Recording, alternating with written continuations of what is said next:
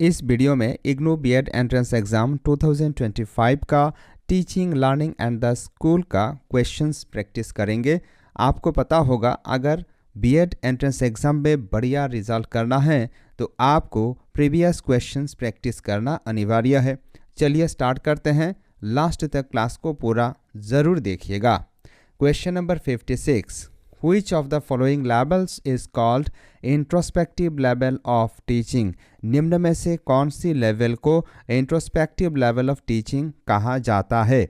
इस क्वेश्चन का सही जवाब हो जाएगा ऑप्शन 3 रिफ्लेक्टिव लेवल, क्योंकि रिफ्लेक्टिव लेवल ऑफ टीचिंग में critical thinking and self analysis भी शामिल होती है, लेकिन memory level, understanding level, knowledge level में कहीं ना कहीं याद रखना या फिर फैक्ट को रिकॉल करना ज़्यादा ज़रूरी होता है।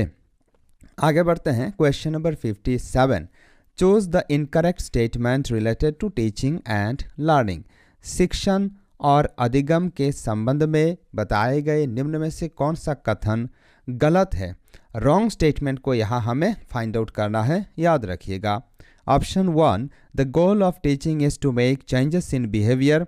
ये कथन बिल्कुल सही है, क्योंकि टीचिंग का जो प्रमुख उद्देश्य होता है ये बच्चों का या फिर जो लर्नर है, शिक्षार्थी हैं, उनका बिहेवियर को मॉडिफाई करना होता है।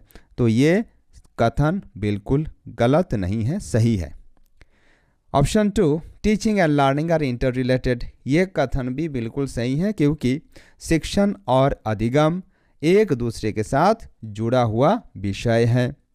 Option 3, teaching and learning should be a matter of sharing and allowing students to construct their knowledge.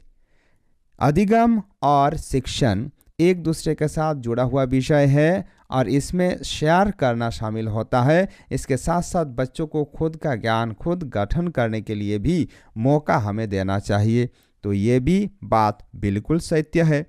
Option 4, there is no difference between teaching and training. इस ऑप्शन में बताया जा रहा है कि शिक्षण और ट्रेनिंग में कोई फ़र्क नहीं है। यह बात बिल्कुल गलत है। ट्रेनिंग में और टीचिंग में फ़र्क होता है। हालांकि इसमें नॉलेज शेयर करना ही शामिल होता है, लेकिन उसमें भी फ़र्क होता है, दोनों एक जैसा नहीं है। इसीलिए इस क्वेश्चन का सही जवाब ऑप्शन 4 हो जाएगा। चलिए आगे बढ़ते हैं। Question number 58, effectiveness of teaching has to be judged in terms of. जो टीचिंग किया जाता है, शिक्षण किया जाता है, तो शिक्षण कितना प्रभावशाली हुआ है उसको किस प्रकार या फिर किन टर्म्स में जाज किया जाता है? Option 1, syllabus coverage. सिलेबस को कहाँ तक कवर किया गया है या नहीं, इस पर इफेक्टिवनेस ऑफ टीचिंग जाज नहीं किया जाता। Option 2, learning outcomes of students. ये बहुत ज़रूरी होता है और इसी पर टीचिंग का प्रभाव कितना गहरा है, टीचिंग कितना प्रभावशाली हुआ है, इसे जांच किया जाता है। देयरफॉर ऑप्शन 2 हो जाएगा सही जवाब। ऑप्शन 3 में है स्टूडेंट्स एटीट्यूड। बच्चों का एटीट्यूड से ये डिसाइड नहीं किया जाता। And option 4, use of multimedia in the classroom. Classroom में मल्टीमीडिया का प्रयोग हो रहा है या नहीं, इसे देख करके टीचिंग प्रभावशाली हुआ है या नहीं, इसे जांच नहीं किया जाता। और इसीलिए हम जब भी लेसन प्लान तैयार करते हैं, बनाते हैं, उसमें सबसे पहले हमें लर्निंग आउटकम या फिर ऑब्जेक्टिव्स को सेट करना होता है। चलिए आगे बढ़ते हैं। Question number 59, which of the following is not a feature of academic bank of credit.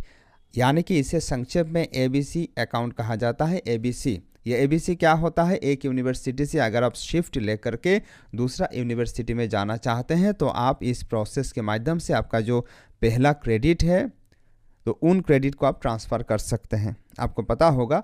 Option 1, multi disciplinary academic mobility of students. ये तो फीचर है, हमें नॉट बताया गया है, यानी कि जो नेगेटिव होगा वही इस क्वेश्चन का सही उत्तर होगा। तो ये तो सही है, इसीलिए ये इस क्वेश्चन का सही जवाब नहीं होगा। Option 2, non transferable credit. ये गलत बात है। ये ट्रांसफरेबल क्रेडिट होता है, मान लो 64 क्रेडिट का आपका कोर्स है, लेकिन आपने 32 क्रेडिट एक यूनिवर्सिटी में किया है, तो आप दूसरे यूनिवर्सिटी में जा कर के आपको पहले से आपको 64 क्रेडिट करना नहीं पड़ेगा। आप ये जो 32 क्रेडिट है ये आपका जो नया यूनिवर्सिटी है इसमें आप क्रेडिट करके ट्रांसफ़र करके ले जा सकते हैं। तो इसे ट्रांसफरेबल क्रेडिट सिस्टम कहा जाता है, लेकिन यहाँ नॉन ट्रांसफरेबल है। देयरफॉर इस क्वेश्चन का सही जवाब ऑप्शन 2 होगा। ऑप्शन 3 में देखो multiple entry and exit option, या multiple entry exit option ABC में होता है, ठीक है, ये एक फीचर है एबीसी अकाउंट का। और ऑप्शन 4 क्रेडिट एक्यूमुलेशन, ये क्रेडिट एक्यूमुलेशन भी हिसाब किताब होता है क्रेडिट का, ये भी एकेडमिक बैंक ऑफ क्रेडिट का एक फीचर है। आगे बढ़ते हैं question number 60। What is a learning environment? Learning environment यानी कि अधिगम का वातावरण किसे कहा जाता है? Option 1 the place students do homework, जिस जगह पे बच्चे होमवर्क करते हैं, क्या इसे लर्निंग एनवायरनमेंट कहा जाता है? ये गलत बात है। Option 2 only the physical atmosphere in a classroom, एक कक्ष में जो फिजिकल एटमॉस्फेयर है उसे ही सिर्फ लर्निंग एनवायरनमेंट कहा जाएगा, ये भी बात गलत है। Option 3 sitting arrangement in a classroom, एक कक्ष में सिटिंग अरेंजमेंट किस प्रकार बच्चों को बिठाया गया है उसे क्या लर्निंग एनवायरनमेंट कहा जाता है, ये भी सही बात नहीं है। Option 4 the physical psychological and instructional atmosphere in a classroom, yes this is the correct answer of this question, क्योंकि एक कक्ष का जो फिजिकल एनवायरनमेंट है, जो मनोवैज्ञानिक साइकोलॉजिकल एनवायरनमेंट है और जो इंस्ट्रक्शनल एनवायरनमेंट है या फिर एटमॉस्फेयर है, वातावरण है, उन सब को मिला करके लर्निंग एनवायरनमेंट कहा जाता है। ठीक है, चलिए आगे बढ़ते हैं। वीडियो को ज़रूर लाइक कीजिएगा और आपका मन में कोई शंका है, कोई भी अगर दुविधा है तो आप हमें कमेंट सेक्शन में अवश्य ही पूछ सकते हैं। Question number 61 authoritative administration is based on. Authoritative administration का मतलब होता है जो सरकार है या फिर कोई अगर तानाशाह है तो वो मनमानी करता है इसमें, जैसे कि किम योंग है नॉर्थ कोरिया का, या फिर खमेनी जो अभी देहांत इनका हो गया है ईरान का, तो ये लोग कहीं ना कहीं ऑथोरिटेरियन प्रिंसिपल पर काम कर रहे थे या फिर ऑथोरिटेटिव एडमिनिस्ट्रेशन पर काम कर रहे थे। तो किसे कहते हैं, यानी कि डिक्टेटरशिप को क्या कहा जाता है? ऑथोरिटेटिव एडमिनिस्ट्रेशन के आधार पर डिक्टेटरशिप चलता है, यानी कि ऑथोरिटेटिव एडमिनिस्ट्रेशन में आप कुछ सुझाव नहीं दे सकते हैं, आपका बातों को अनदेखा किया जाता है, कोई सुनता नहीं है, उनका मनमानी जो है, उनका मन में जो भी है वो चलाते हैं, वो रूल करते हैं। ठीक है, mutual sharing, non interference, recognition, ये सब ऑथोरिटेटिव एडमिनिस्ट्रेशन में प्राप्त नहीं होती है, याद रखिएगा। क्वेश्चन नंबर अब 62 how can a teacher create a positive learning environment with the available space in a classroom. एक शिक्षक किस प्रकार अपना कक्ष में जो भी सामान मौजूद है, जो भी वातावरण मौजूद है, जगह मौजूद है, उसे किस प्रकार बहुत ही प्रभावशाली बना सकता है? Option 1 by lots of posters, यानी कि वो टीचर यदि बहुत सारे अलग अलग पोस्टर्स खरीद करके अपना कक्ष में सुंदर करके लगा कर रखेंगे तो उनका जो परिवेश है, जो वातावरण है कक्ष का, वो अच्छा हो जाएगा। ये बात बिल्कुल गलत है। Option 2 make sure students bring materials from home. अच्छा, बच्चे यदि घर से मटेरियल ला करके कक्ष में रखेंगे तो परिवेश बहुत ही शानदार हो जाएगा। बिल्कुल नहीं जी, ये भी सही बात नहीं है। Option 3 create bright clean and organised space. Yes, ये सही बात है, क्योंकि जितना भी स्पेस, जितना भी जगह कक्ष में है, एक शिक्षक यदि उतना जगह को बहुत ही ब्राइट साफ करके रखेंगे, ऑर्गेनाइज करके रखेंगे, जिन चीज़ों को जहाँ रखने की आवश्यकता है उनको वहाँ रखेंगे, तभी जाकर के एक पॉजिटिव एनवायरनमेंट बनाया जा सकता है कक्ष में। देयरफॉर ऑप्शन 3 हो जाएगा इस क्वेश्चन का सही जवाब। And option 4 allow students to use low cost teaching aids. बच्चों को यदि हम लो कॉस्ट टीचिंग एड्स से पढ़ाएंगे, टीचिंग करेंगे, अधिगम करवाने का प्रयास करेंगे तो क्या उसे पॉजिटिव लर्निंग एनवायरनमेंट कहा जाएगा? बिल्कुल नहीं, ये बात गलत है। चलिए आगे बढ़ते हैं। Question number 63 which appropriate verb can be used to make an objective behavioural. किस एप्रोप्रिएट वर्ब को हम यूज़ कर सकते हैं ताकि हमारे जो ऑब्जेक्टिव है उसे बिहेवियरल बनाया जा सके। Option 1 to appreciate, option 2 to know, option 3 to understand, option D to demonstrate. इस क्वेश्चन का सही जवाब होगा ऑप्शन 4 टू डेमोन्स्ट्रेट। देखो, टू अप्रिशिएट का मतलब होता है क्या करना, हमें तारीफ करना, वाहवाही करना। ये एक सब्जेक्टिव होता है, ये सब्जेक्टिव होता है, ये ऑब्जेक्टिव बिहेवियरल नहीं है, इसीलिए ये सही उत्तर नहीं होगा। टू नो का मतलब है कोई कितना जानता है या नहीं जानता है। टू नो जब हम लिखते हैं तो ये मेजरेबल नहीं है, कितना जानता है ये स्पष्ट नहीं होता है। टू अंडरस्टैंड का मतलब भी क्या होता है, ये ऑब्जर्व करना मुश्किल है, हम ऑब्जर्व नहीं कर सकते। लेकिन टू डेमोन्स्ट्रेट हम जब बोलते हैं तो वो ऑब्जेक्टिव इन बिहेवियरल है, क्योंकि इसे कहीं ना कहीं हम मेज़र कर सकते हैं या फिर ऑब्जर्व कर सकते हैं। ठीक है, आगे बढ़ते हैं। क्वेश्चन नंबर देखो 64। Which type of question has increasing objectivity of marking?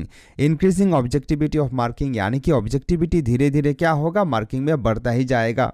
ये MCQs में होती है, यानी कि मल्टीपल चॉइस टाइप क्वेश्चंस में ऐसी होती है। ऐसे टाइप क्वेश्चन में देखो ये जो ऑब्जेक्टिविटी है ये बढ़ता नहीं है, इंक्रीजिंग ऑर्डर में नहीं होता है। शॉर्ट पैराग्राफ में भी इंक्रीजिंग ऑर्डर में नहीं होता है, यानी कि धीरे धीरे एक पैराग्राफ में नंबर कम और दूसरा में इससे थोड़ा ज़्यादा, इसके बाद और थोड़ा ज़्यादा, ऐसा नहीं होता है। शॉर्ट आंसर टाइप में भी ऐसा नहीं होता है। लेकिन MCQs में क्या होता है, जो ऑब्जेक्टिविटी है ये इंक्रीजिंग ऑर्डर में दिया जाता है, क्योंकि MCQ बेस्ड जो क्वेश्चंस होते हैं उनका जो ऑप्शंस दिए जाते हैं ना, ये बहुत ही स्पष्ट रहते हैं और इनमें आप सोच करके कुछ नहीं कर सकते। जो आप जानते हैं उन्हीं का सही उत्तर दे पाएंगे, यहाँ आप कुछ खुद का क्रिएटिविटी आप नहीं दिखा सकते। ठीक है, चलिए आगे बढ़ते हैं। Question number 65। In which type of A questions identifying relationship is possible between two things? निम्न में से किस प्रकार के सवालों में दो चीज़ों का संपर्क या फिर संबंध हम ढूंढ कर निकाल सकते हैं? Option 1 true false item. True false item का जब हम जवाब देने जाएंगे तब हमें दो चीज़ों में संपर्क है, संबंध है या नहीं, उन्हें फाइंड आउट करना आवश्यक नहीं होता है, इसीलिए यह सही जवाब नहीं होगा। Option 2 matching item. जब हम एक दूसरे के साथ मैच करते हैं, मिलान करते हैं, तब हमें क्या करना पड़ता है, एक दूसरे में संपर्क है या नहीं, इसीलिए ऑप्शन 2 इस क्वेश्चन का सही जवाब होगा। ऑप्शन 3 है मल्टीपल चॉइस आइटम। देखो, मल्टीपल चॉइस आइटम में हम एक दूसरे के साथ कंपैरेटिव स्टडी नहीं करते हैं, कंपेयर कॉन्ट्रास्ट नहीं करते हैं। ऑप्शन 4 कंप्लीशन आइटम, जिन्हें कंप्लीट करना होता है, जैसे कि फिल इन द ब्लैंक। तो इनमें भी हम दो विषयों में, दो चीज़ों में कंपेयर नहीं करते हैं, कॉन्ट्रास्ट नहीं करते हैं, इसीलिए इस क्वेश्चन का सही जवाब ऑप्शन 2 होगा। ओके, चलिए आगे बढ़ते हैं। Question number 66। यहाँ हिंदी क्वेश्चंस आप देख रहे हैं, ये बाइलिंगुअल क्वेश्चंस आपके लिए पूछे जाएंगे। In which register government grants and expenditure are recorded? निम्न में से कौन सी रजिस्टर में सरकारी ग्रांट्स और एक्सपेंडिचर यानी कि जो खर्च होती है उनको रिकॉर्ड करके रखा जाता है? तो इस क्वेश्चन का सही जवाब हो जाएगा option 3 cash register. Cash register में सरकार ने कितना ग्रांट दिया है, अनुदान कितना दिया है और कितना खर्च किया है, उनका हिसाब किताब रहता है। बाकी देखो, ये जो शिफ्ट रजिस्टर है, शिफ्ट रजिस्टर में क्या होता है, for duty attendance shifts, attendance shift या फिर ड्यूटी रिलेटेड इंफॉर्मेशन रहता है। स्टॉक रजिस्टर में क्या लिखा हुआ रहता है, स्टॉक रजिस्टर में इन्वेंटरी या फिर मटेरियल कितना है, कितना मौजूद नहीं है, उनका हिसाब किताब रहता है, लेखा जोखा रहता है। और कॉन्टिजेंट रजिस्टर में ओकेशनल या फिर बाकी जो छोटे छोटे जो खर्चा है ना, उनको लिखा जाता है। ठीक है, क्वेश्चन नंबर अब 67। तो 67 नंबर क्वेश्चन का क्या होगा सही जवाब? The process of making judgement is. हम कोई विषय में जब अपना राय देते हैं, जब उसमें जजमेंट देते हैं, ये सही है ये गलत है, हम जो बताते हैं उसमें कौन सा प्रोसेस शामिल रहता है? असेसमेंट। देखो, असेसमेंट मतलब एक चीज़ को जांचना, उसमें पूरा फाइनल हम डिसीजन नहीं देते हैं, हम एक टेस्ट करते हैं। ठीक है, इसके बाद मेजरमेंट, ये तो मापा जाता है, नापना। ठीक है, इसके बाद बजटिंग, हिसाब किताब, मुझे इस महीना में इतना पैसों से अपना घर चलाना है, इसे बोलते हैं बजटिंग।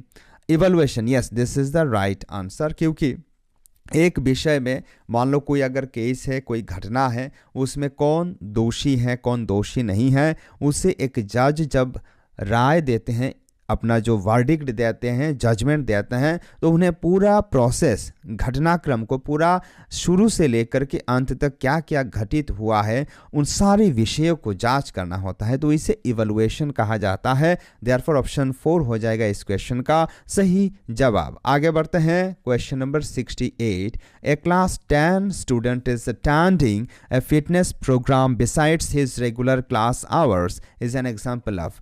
क्लास 10 में पढ़ने वाला एक बच्चा क्या करता है, अपना जो क्लास 10 वाला जो क्लासेस हैं उन सब क्लासेस में वो जाता है, लेकिन इसके बाद वो अपना फिटनेस को ठीक रखने के लिए और एक प्रोग्राम में जाता है, यानी कि एक्सरसाइज करने के लिए मान लो कोई जिम जाता है, तो इसे क्या कहा जाएगा। Option 1 formal education. देखो ये क्लास 10 में जो पढ़ने के लिए जाता है ना अपना स्कूल में, इसे फॉर्मल एजुकेशन कहा जाएगा। ये फॉर्मल एजुकेशन नहीं है, फिटनेस के लिए वो जो कर रहा है। इनफॉर्मल एजुकेशन, इसे भी इनफॉर्मल एजुकेशन नहीं कहा जाएगा, क्योंकि इनफॉर्मल एजुकेशन में क्या होता है, हम डेली एक्टिविटीज़ से सीखते हैं, परिवार के साथ रहकर सीखते हैं, सोशल एक्सपीरियंसेस को गैदर करते हैं और इसके बाद हम उसमें भी शिक्षा प्राप्त करते हैं, उसमें भी डिग्रियां होती है। नॉन फॉर्मल एजुकेशन, यस इसका सही जवाब होगा नॉन फॉर्मल एजुकेशन। अब आपका मन में यह सवाल पैदा होता होगा कि नॉन फॉर्मल एजुकेशन क्या है। देखो नॉन फॉर्मल एजुकेशन एक ऐसा एजुकेशन है जो कि ऑर्गेनाइज्ड लर्निंग एक्टिविटीज़ है, जो कि फॉर्मल स्कूलिंग के बाहर किया जाता है, लेकिन ये भी ऑर्गेनाइज्ड एक्टिविटीज़ होती हैं, ठीक है, तो इन्हें नॉन फॉर्मल एजुकेशन कहा जाता है। और वोकेशनल एजुकेशन किसे कहा जाता है, जिसमें कोई एक स्पेशल फील्ड को लेकर के पढ़ाया जाता है, स्पेशल फील्ड में कैसे काम किया जाएगा, उन काम कर्म वित्तिक जो शिक्षा है, पेशा वित्तिक जो शिक्षा है, उसे वोकेशनल एजुकेशन कहा जाता है। ठीक है, चलिए आगे बढ़ते हैं। Question number 69, which of the following is not a feature of learning outcome. निम्न में से कौन सा लर्निंग आउटकम का एक फीचर नहीं है, एक वैशिष्ट्य नहीं है, बताओ क्या होगा इस क्वेश्चन का सही जवाब। Option 1 learning outcomes should be realistic. ये तो लर्निंग आउटकम का फीचर है। लर्निंग आउटकम हमें ऐसा बनाना चाहिए, सेट करना चाहिए जो कि वास्तव में कंप्लीट करना, फुलफिल करना संभव हो। असंभव कोई भी लर्निंग आउटकम हमें रखना नहीं चाहिए। हम जब भी लेसन प्लानिंग करते हैं तो जो किया जा सकता है, जो बच्चों द्वारा किया जा सकता है, उन्हीं को लिखते हैं, टारगेट में रखते हैं। Option 2 learning outcomes should be specific. This is also true, क्योंकि लर्निंग आउटकम बिल्कुल स्पेसिफिक होना चाहिए, निर्दिष्ट होना चाहिए, क्लियर होना चाहिए।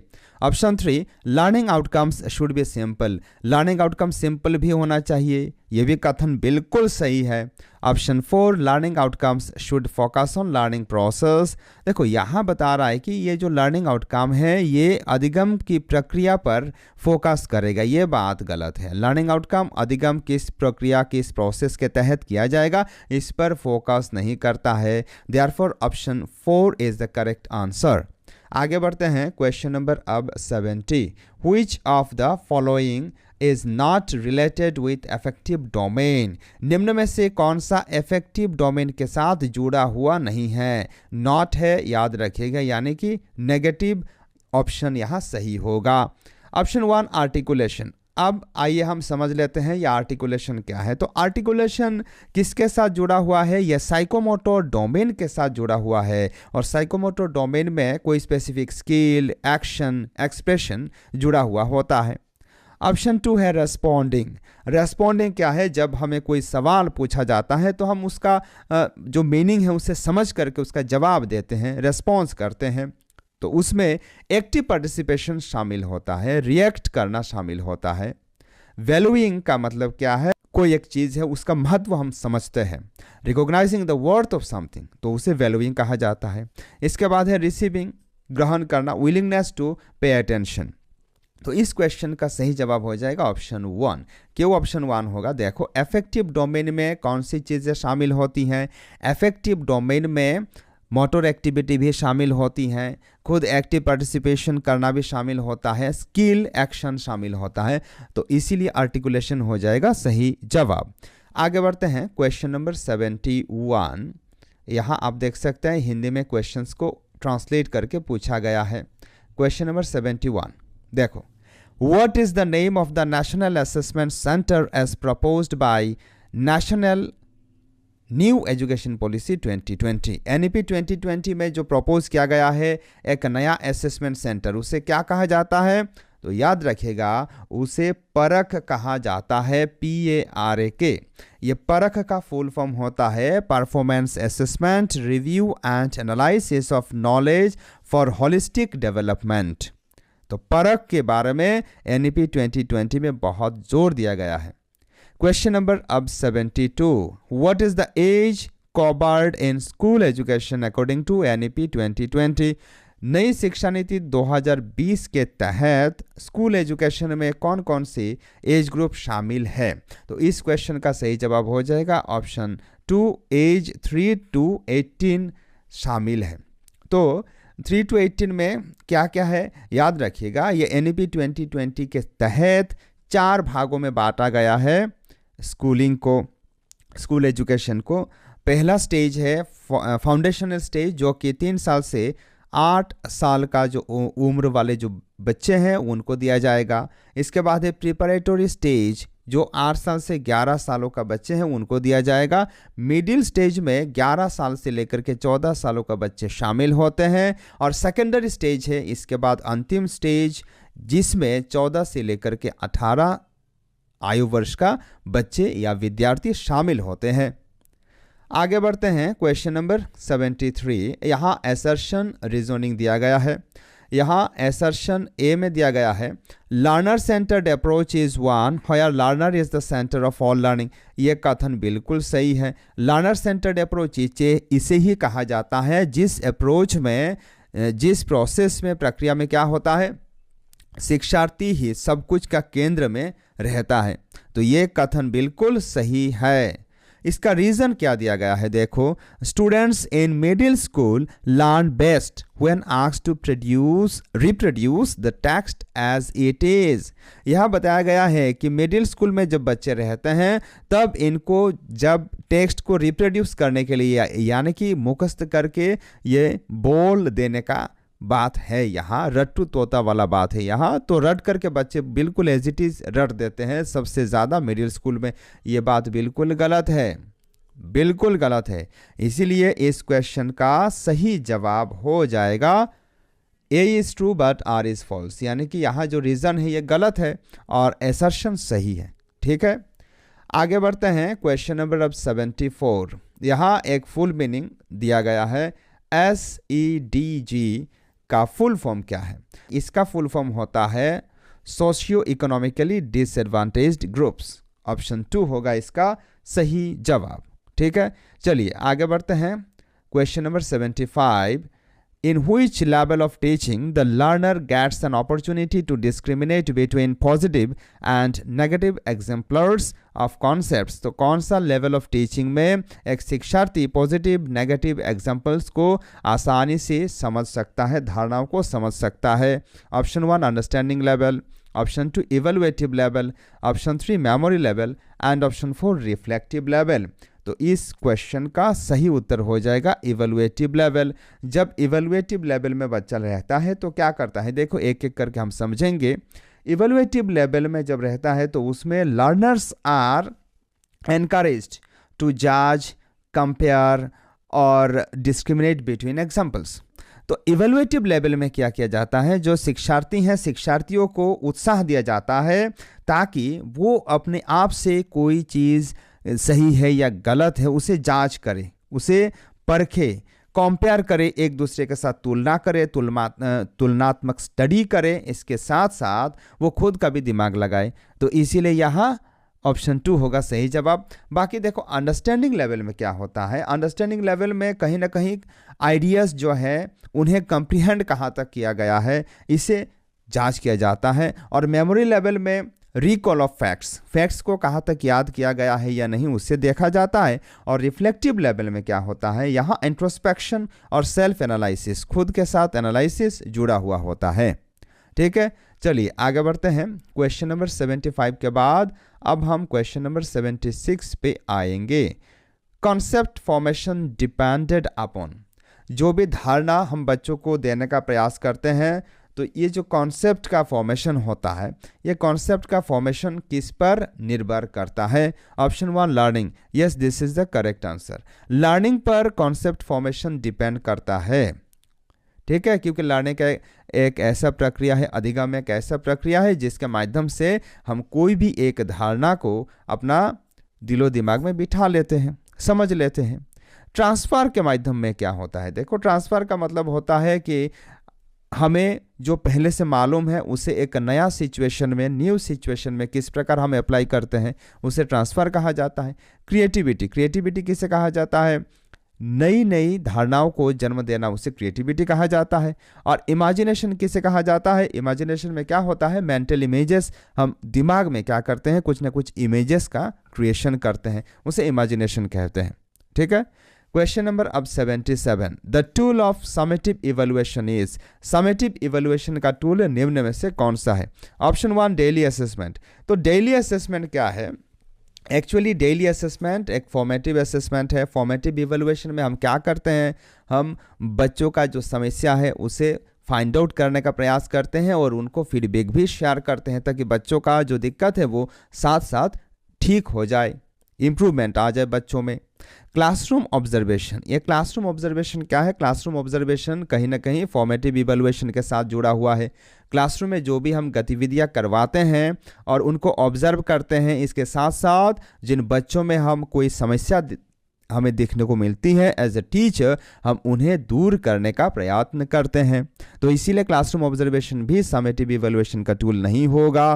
Option 3 term end test, yes term end test यानी कि एक निर्दिष्ट समय सीमा के बाद 4, 5, 10 टॉपिक को मिला करके, चैप्टर्स को मिला करके जो टेस्ट लिया जाता है, जो इवैल्यूएशन लिया जाता है, उसे समेटिव इवैल्यूएशन कहा जाता है। तो टर्म एंड टेस्ट एक समेटिव इवैल्यूएशन का एग्जाम्पल है। Therefore option 3 is the correct answer of this question. और क्विजेस के माध्यम से क्या होता है? क्विजेस के माध्यम से बच्चों को ठीक किया जा सकता है, उनका जो कैपेसिटी है, उनका जो लर्निंग है उसे जांच किया जा सकता है और उनको फीडबैक भी दिया जा सकता है। तो कहीं ना कहीं क्विजेस भी फॉर्मेटिव इवैल्यूएशन के साथ जुड़ा हुआ है।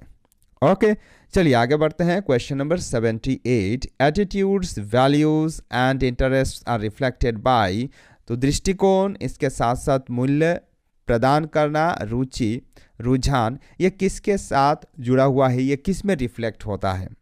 तो इस क्वेश्चन का सही जवाब क्या होगा? Option 1 cognitive domain. Cognitive domain में नॉलेज, अंडरस्टैंडिंग, थिंकिंग जुड़ा हुआ है।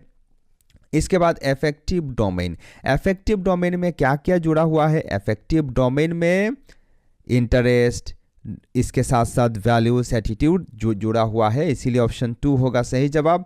और ऑप्शन 3 है कॉग्निटिव डोमेन। देखो कॉग्निटिव डोमेन में क्या क्या शामिल होता है? विल, हम ये करेंगे वो करेंगे, अपना प्रेरणा, मोटिवेशन, स्ट्राइविंग, ये सब शामिल होता है। और साइकोमोटर डोमेन में क्या होता है? इसमें मोटर एबिलिटीज शामिल होता है, हाथ पैर से हम क्या कुछ कर सकते हैं वो भी शामिल होता है, और फिजिकल स्किल उसमें शामिल होता है।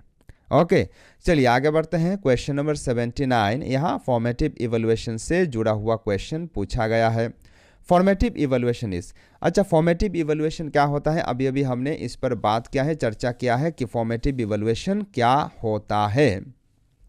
तो देखो ऑप्शन 1 है प्रेडिक्टिव। तो फॉर्मेटिव इवैल्यूएशन प्रेडिक्टिव होता है क्या? प्रेडिक्टिव का मतलब होता है जिसको बाद में क्या होगा इसे प्रेडिक्ट किया जा सकता है, यानी कि प्रेडिक्टिंग फ्यूचर परफॉर्मेंस, बाद में ये ऐसा होगा वैसा होगा, इसे बोलने को क्या कहते हैं? प्रेडिक्टिव कहते हैं। तो फॉर्मेटिव इवैल्यूएशन बाद में ये होगा वो होगा ऐसा नहीं होता है। डायग्नोस्टिक, ये भी बात कहीं ना कहीं सही है, क्योंकि फॉर्मेटिव इवैल्यूएशन हम लेते ही किस लिए है? बच्चों का लर्निंग डिफिकल्टी को पकड़ने के लिए लेते हैं, डायग्नोस करने के लिए लेते हैं, लेकिन ये भी पूर्ण रूप से सही नहीं है। इससे बेहतर कोई ऑप्शन पाते हैं कि नहीं? चलो देखते हैं। कम्प्रीहेंसिव, कम्प्रीहेंसिव का मतलब क्या होता है? कम्प्रीहेंसिव, यहाँ it refers to evaluating all aspects more related to summative evaluation. यहाँ एक से ज़्यादा एस्पेक्ट्स को देखने का बात है और ये समेटिव इवैल्यूएशन के साथ जुड़ा हुआ है, इसीलिए ये भी सही बात नहीं होगा। और ऑप्शन 4 कंटिन्यूअस, ये कंटिन्यूअस बिल्कुल सही बात है, क्योंकि देखो डायग्नोस्टिक भी हम करते हैं और कंटिन्यूअस प्रोसेस के माध्यम से हम फॉर्मेटिव इवैल्यूएशन करते हैं। साल भर हम सीसीई को करते हैं ना, तो सीसीई क्या है, फॉर्मेटिव इवैल्यूएशन है। तो कंटिन्यूअस यहाँ डायग्नोस्टिक से ज़्यादा अप्रोप्रिएट है, क्योंकि फॉर्मेटिव इवैल्यूएशन हम जानते हैं ये भी डायग्नोस्टिक है, लेकिन सिर्फ डायग्नोस्टिक नहीं है। फॉर्मेटिव इवैल्यूएशन में सिर्फ और सिर्फ डायग्नोज नहीं किया जाता है, बाकी चीज़ों को भी कहीं ना कहीं देखा जाता है, और ये लगातार चलने वाला प्रक्रिया है। Okay, question number 80, how does constructivism help students with learning disabilities. किस प्रकार कंस्ट्रक्टिविज्म जिन बच्चों का कोई समस्या है, लर्निंग डिसेबिलिटीज है, उनको मदद करने में मददगार साबित होती है। ऑप्शन 1, एक एक करके ऑप्शन हम देखेंगे तो हमें समझ में आएगा। Students can isolate concepts in the area in which they are strongest. बच्चे क्या कर सकते हैं, बच्चे खुद को अलग तलग करके रखेंगे, उनका जो धारणा है उनको भी समझ पाएंगे, और ये भी समझ पाएंगे कि किस फील्ड में ये सबसे स्ट्रॉन्ग है। ये बात गलत है। Option 2, students can focus on the behaviour of others and this helps them learn. बच्चे क्या करेंगे, खुद से ज़्यादा दूसरों का जो आचरण है, बिहेवियर है, उन पे फोकस करेंगे, ताकि ये दूसरों का आचरण ही उन्हें सीखने में मददगार साबित होगा, सीखने में मदद करेगा। ये भी बात बिल्कुल गलत है। Option 3, students can combine concepts from multiple content areas to help them build knowledge in a weak area. Yes, ये बात सही है, क्योंकि अलग अलग कंटेंट एरियाज से बच्चे क्या करेंगे, इन्फॉर्मेशन इकट्ठा करेंगे, अपना कॉन्सेप्ट, अपना अवधारणा को और मजबूत बनाएंगे, और इसी के माध्यम से जिस फील्ड में ये कमज़ोर है, जिस विषय में बच्चे कमज़ोर हैं, उस विषय को और अच्छा बना सकते हैं। ठीक है, इसीलिए ऑप्शन 3 हो जाएगा इस क्वेश्चन का सही जवाब। और ऑप्शन 4 में है, students can read about concepts in various disciplines to combine learning. यहाँ बताया जा रहा है कि बच्चे अलग अलग डिसिप्लिन, अलग अलग विषय, आर्ट, साइंस, कॉमर्स का किताबों को पढ़ेंगे, धारणाओं को समझेंगे, सीखेंगे, ताकि उनको सीखने में मदद मिले। ये बात बिल्कुल गलत है। ऐसा अलग अलग विषयों को पढ़ करके बच्चे सीखते नहीं हैं, बच्चों का दिमाग और ख़राब हो जाता है। ठीक है, यानी कि सीखने में असुविधा होता है, क्योंकि यहाँ लर्निंग डिसेबिलिटी का बात कहीं ना कहीं जुड़ा हुआ है। ठीक है, इसीलिए ऑप्शन 3 होगा इस क्वेश्चन का सही जवाब। सो फ्रेंड्स, आज का वीडियो में बस इतना ही। मिलते हैं आपसे अगला वीडियो में नेक्स्ट सेक्शन का क्वेश्चंस लेकर। तब तक आप इसी प्रकार पढ़ाई करते रहिए, हंसते रहिए, मुस्कुराते रहिए। जय हिंद।